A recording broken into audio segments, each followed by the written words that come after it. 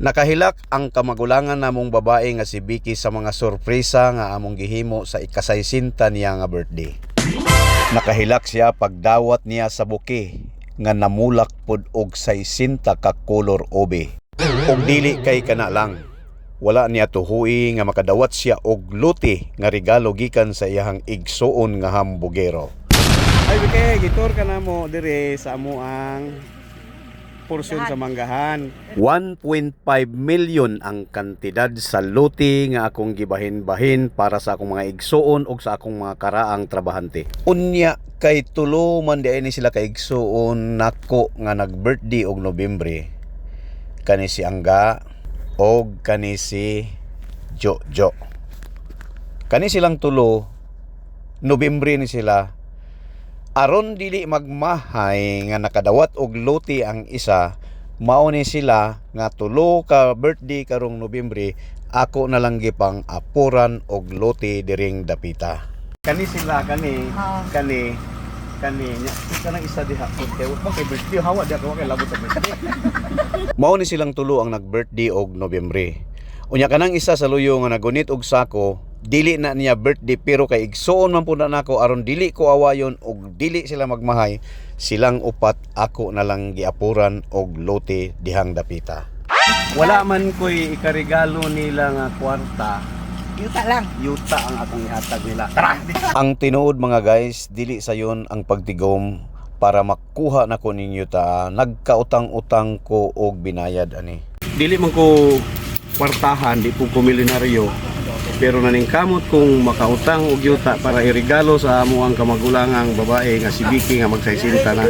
Ako na lang pong giapil og hatag ang uban akong mga manghod para patas na ba.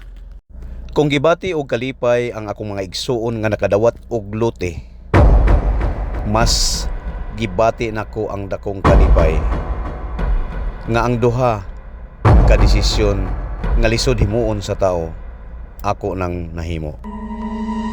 Unsa maning mga desisyon na? Una, ang paghatag sa mga butang nga di kantidad.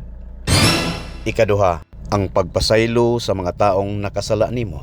Mao nang kung ikaw nakasala nako, gipasaylo ta naka. O kung ako nakasala nimo, pasayloan ang pudto. Kung ikaw wala pa kadawat gikan nako, hulata lang kay basig sa sunod ikaw na pudto. Og shout out sa akong mga followers nga nag 20k naman ko karon. Salamat kayo mga idol ha, mga lodi. Thank you kayo sa inyong suporta. Mao ni nga luti ang napalit nako para sa ilaha. 500 square meter more or less ang total nga gidak-on o gibahin-bahin nako para mapuy-an nila. Tanawa, nagtudlo-tudlo nako no. Pasensya na tong silingan nga naapil og tudlo. Og kabalo ba ka guys, nga kung isa ka sa mga viewers, mga sharers or followers ni Loloy Rico Vlog, ako magpasalamat nimo nga sa ako ang vlog nakatabang mo. Tagaan po na ko ni silang luti dire para na sila balay mag-isa na sila dire. Kaning isa po namo wala ni say birthday pero apilon na lang nako aron di magmahay. Kay balo ba mo kung kinsay sponsoran ni kana si ate, pasalamatin niyo na siya. Madam.